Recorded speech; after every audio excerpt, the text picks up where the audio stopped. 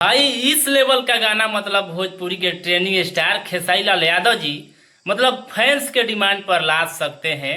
हमें ये अंदाजा नहीं था जी। आप लोग से मैं सच बता रहा हूँ कि मतलब इतना रंगदारी सॉन्ग मतलब प्योर हिरान सॉन्ग पहला बार बा जौन भोजपुरी के ट्रेंडिंग स्टार खेसारी भैया के गाना आइल बा। आई भी वाई भोजपुरी बवाल से। बाकी गाना कैसन बा का बा नइखे कहाँ आइल बा के लिखल म्यूजिशियन सब सारा जो निचोड़ बा ये वीडियो में रउआ लोग के जाने के मिली। तब तक के लिए इस वीडियो को आप लोग दबा कर शेयर कीजिएगा ताकि जितने भी भाई हमारे इस गाना को नहीं सुने हैं, गाना के बारे में अपडेट नहीं जाने हैं, सभी लोगों तक ये वीडियो पहुंच जाए और उस गाना का आसानी से आनंद ले सके। बाकी आप लोग इस चैनल पर नए हैं तो चैनल को सब्सक्राइब कर दीजिए भोजपुरी का इंटरेस्टिंग और लेटेस्ट अपडेट जानने के लिए। चलिए इस वीडियो को शुरू करते हैं।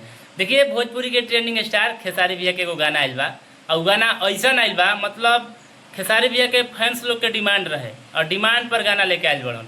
कैसे कि अभी अहिरान सॉन्ग कोनो आए वाला खेसारी भैया के ना रहे, लेकिन फैंसन के इतना डिमांड आगू रहे कि रंगदारी सॉन्ग एगो खेसारी भैया तोहरा गावे के पड़ी, अहिर समाज खातिर वो गाना लावे के पड़ी। बाकी गाना बा जौन बहुत ही झकास बा मतलब खेसारी भैया फाइनली बा वो गाना लेके आ गइल बड़न IBY भोजपुरी बवाल पर। देखी ई गाना के रउआ अगर एक बार सुनम तब सुनत मतलब थकम ना। गाना इतना ना झकास बा जना तरीका से चाकू तलवार और गोली बंदूक और डिफेंडर गाड़ी के मतलब ज़्यादातर इस्तेमाल कल गई बा। और गाना के वीडियो क्वालिटी के तो कोनो बातें नहीं कहे के मतलब इतना वीडियो क्वालिटी झकास बा। प्योर रंगदारी सॉन्ग खेसारी भैया रउआ लोग खातिर लेके आ गइल बड़न। तो रउआ लोग के भी फर्ज बनता कि ज़्यादा से ज़्यादा जाई जा उस गाना को शेयर करी जा और उस गाना को सुनी जा, लाइक्स कमेंट करी जा और इस वीडियो को भी ज़्यादा से ज़्यादा आप लोग शेयर करें ताकि जितने भी भोजपुरी ऑडियंस है, मेरा भी ऑडियंस है, खेसारी भैया के चाहे वाला बड़न, अगर ये अपडेट नहीं खन जाना तो अगर ये गाना के बारे में नहीं खन जाना तो उनकरा तक ये वीडियो पहुँचे और गाना के आसानी से सुन सकत। देखो खेसारी भैया और शिल्पी राज के अंदाज में गाना गावल गइल बा और इसमें जो फ्यूचरिंग का रोल की है यानी एक्ट्रेस जो है काजल कश्यप जी एकदम शानदार बवाल लुक में अपना एक्ट्रेस का रोल निभाई है।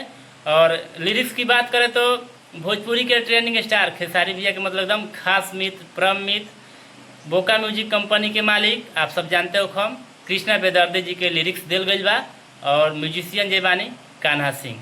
मतलब म्यूजिक भी बहुत ही झकास बा कि अहिर के दिमाग जला फिर तब फाड़ देला बीचे से। मतलब कुछ अहिर के बारे में इस तरीके से दर्शावल गइल बा ई गाना में कि अहिर केकरो से मतलब गद्दारी ना करे और जेकरा के चाहेला ओकरा के दिल और जान भी दे सकेला। बाकी आप लोग इस वीडियो को ज़्यादा से ज़्यादा शेयर कर जा और ये गाना के सुनी जा और गाना के सुन के बताई जा कि गाना रउआ लोग के कैसा लगल। हमरा तो गाना एकदम 100% प्योर रंगदारी सॉन्ग, प्योर हिरान सॉन्ग बहुत ही झकास लगल। बाकी आप लोग अपने राय कमेंट में जरूर बताइएगा कि रउआ लोग के गाना कैसा लगल। अगर अच्छा लगल तो अच्छा कमेंट करम, अगर ना लगल तभी कमेंट करम ताकि हम उस पर भी एक रिव्यू लेकर आएंगे। बाकी जे भी भाई हमार कमेंट करत रहे, कमेंट पर कमेंट करते रहे कि भोजपुरी के ट्रेंडिंग स्टार खेसारी भैया के एगो रंगदारी सॉन्ग आवे के चाहिए, आज उ कहाँ बा। हम ओकरे के खोजल चाहता नहीं कि आज उ लोग कहाँ छुपल बा जौन कि भैया के गाना आइल बा और उ लोग गाना के इतना रिस्पॉन्स अच्छा खासा नहीं मिलत। 3 घंटा हो गल अभी 80,000 और 90,000 के बीच में व्यूज बा। जा लोग एकदम गार्दा धुआं मचा दलो ये अपडेट के सुने लोग धुआं मचा दलो। बाकी मिलता नहीं कोनो नया वीडियो के साथ। Thank you, I love you all Bhojpuri समाज।